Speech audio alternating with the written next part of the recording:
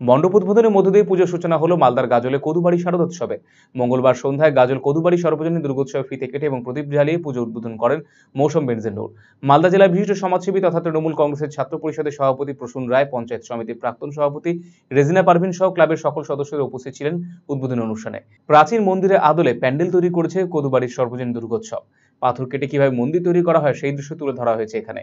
প্যান্ডেলে বিভিন্ন দেবদেবীর মূর্তি রয়েছে, ফলে দর্শনার্থীদের ঢল নামবে বলে জানিয়েছেন উদ্যোক্তারা।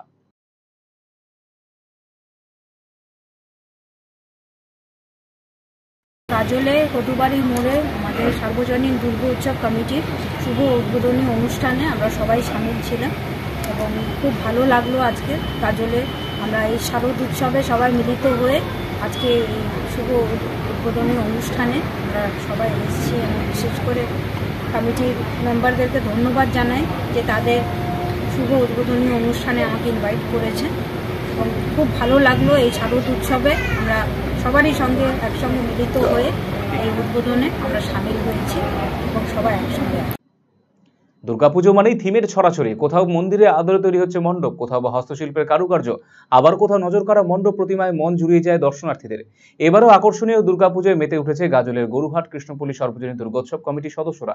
এবার 25তম বর্ষ পূর্তি উপলক্ষে তাদের থিম মন্দিরে আদলে মণ্ডপ। প্যান্ডেল হচ্ছে দক্ষিণ ভারতের একটি মন্দিরে আদলে, তবে প্রতিমা রয়েছে সাবেকি আদলের। ক্লাবের সম্পাদক তরুণ মণ্ডল বলেন, গাজল গরুহাট কৃষ্ণপল্লী সর্বজনীন দুর্গোৎসবের পরিচালনায় অগ্রণী ক্লাব এই পুজো করে আসছে দীর্ঘদিন থেকে। এবছর পুজোর বাজেট অনেকটাই কম করা হয়েছে।